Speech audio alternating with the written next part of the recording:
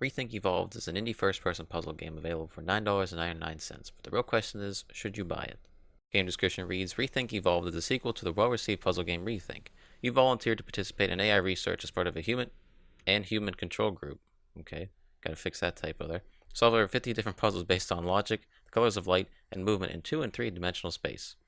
Use new gameplay mechanics and more player freedom to find creative ways to progress through the game's beautiful world. Feature list, more than 50 puzzles. Enhanced features and new gameplay elements. Freedom of solutions, solve puzzles your own way. No. Awesome visuals, your voice matters. Feedback from players about the first game was taken into consideration while making this game. In addition to new gameplay features, game mechanics from the first game were removed or enhanced based on how well they were received by the players. Your feedback about this game will be heard too. That is great because at the end of this I would like to give some feedback on the next game, if you plan on making it. Let me just start by saying I did not hate this game. I actually prefer it over the first one, but there's some lingering problems that hold it back just like the first one. But I'll get into more detail about that as we go along. First up is the story. Similar to the first game, there isn't much backstory, and the notes on the ground are replaced by a datapad you carry around with you. There was only about 6 or 7 messages you got throughout the whole game. For 50 puzzles, that's kind of a bad trade-off there, so it's pretty useless. Now, I'm not sure if this ties into the story or not, but I'll just mention it here. During the game, you have 3 chances to split into either a blue or red room from a puzzle, and then eventually you join back into the main path. I think it's a really good idea in theory, but there's no significance to it. It's just choose whatever color you want at the time, and you can mix it up. You don't have to just pick just blue or just red all the way through. You can go back and forth. Oh, and blue, I found out, is the easy rooms, and red is the hard rooms. So just like last time, let's knock out some quick ones. Replayability, purely for visiting the other paths that you didn't choose. That's it. Other than that, there's no other reason to play this. Options menu, same as before, and as I learned, he actually updated the first game to look like the second game. So I can see why I think there was no improvement. But in his mind, it was, updating the old games, but from playing the player perspective, you play the first game, then you play the second game, you're like, wow, there's really no difference. It just looks like the same game. I'm not really saying that's a bad thing, but it's nice that you update the game at least. Next up is soundtrack. There is one in this game. It's an improvement, but sometimes it doesn't fit the theme of a futuristic prison, and you can look up into the open sky and see, flying cars going around. Hearing an acoustic guitar doesn't really fit that at all. It feels like I'm walking around an RPG in a forest or something. I just don't consider an acoustic guitar to give off the vibe of futuristic. Now let's just run down most of the elements that you'll come across during the gameplay, starting with the cubes.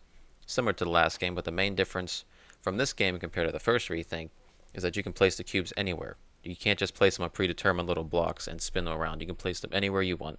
And returning, you have the single laser cubes, you have the double laser cubes, and the triple split ones are more like the double and the single put together, instead of it being 90-degree angles like the first game. There are a few new cubes making an appearance, one that has a laser source coming out of it that you can change the color by scrolling the mouse wheel, but only if you're holding it. There's a cube that you can reverse the direction of the laser by clicking the middle mouse button. Now that can be done anywhere on the map, you don't have to be holding this one. And a triple laser cube that returns the mixed color that you shot into it into their original colors. So if you shot a purple one in, you would get the corresponding colors that mix to make that color that would shoot back out. There's these red and blue cubes that are transparent that can only pass through their respective fields. Think of the parkouring cubes from the other game, only you can pick one up and carry it around and drop it on buttons and put it through the blue or red fields to set it on something. And finally, there's these weird cubes with like a tether to it that pull this platform around. It feels very clunky and you don't really use it that often, for good reason, because it's not very useful. But that's about it for cubes. Next up is relays. Pretty simple. Just put the color laser into the same colored relay. Some can use any color, and some require you to step on this musical note button. But through trial and error, you can just point different color lasers at it until it lights up. So really, it's not that useful. Just a time saver more than anything else.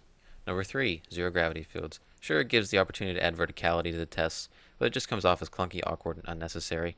This is something I would not like to see return in the next game. And I'll just throw in a few extra test elements that don't play a big part in the game. Those are those damn panels. They are back for a couple puzzles, so I have to include it. And these light bridges you just plop around on predetermined spots and walk across. Nothing really to it, it's just to help you get from point A to point B. You said you wanted feedback, so here you go. To start off with, this is what I would get rid of. The panels you walk on, the zero gravity fields, the music note buttons, and the cubes that have a tether on them to move the platforms around, because they're more of a nuisance than anything. Those don't really add gameplay elements more than just an extra little step to do the obvious thing that you need to do. Instead of trying to cram as many elements as you can into each game, I'd say focus on what works, and that would be the cubes and the color combinations you can do with them, because those are the funnest part of the game, and I sigh every time I have to do something else other than that. Also, if you're going to keep alternate paths in the third game, I would like to see a reason to do the alternate paths rather than just a color preference or a difficulty setting. like have some story meaning to it. And that segues into the data pad if you can't plan on keeping that. Have some story built into that with the alternating paths. It maybe leads to a different ending. I would like to see more balance in the increase in difficulty as we go through the game, because there was a point, I think it was at least 5 or so more tests in the later part of the game. It wasn't a split path, that were super easy compared to everything else I was doing earlier.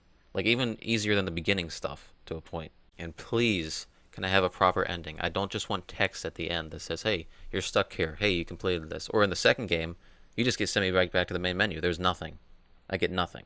Absolutely nothing.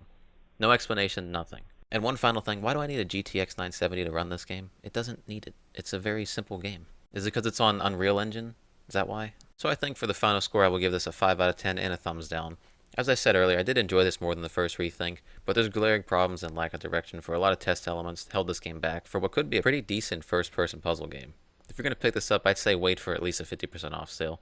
Because in total, I only took about 4 hours to complete this game, going back and playing the other path that I skipped. So that's it for a day, and if you stuck around this long in the meantime, I have other series I've been working on, which is Planet Coaster. Love that game to death. I cannot wait to play that. Still gotta plug City Skylines because I had such a fun 50 episodes of making that city. And here would be my playthrough of ReThink Evolved, and a playlist of all the other reviews I did. So with that, I'm done for today, and I will see you next time.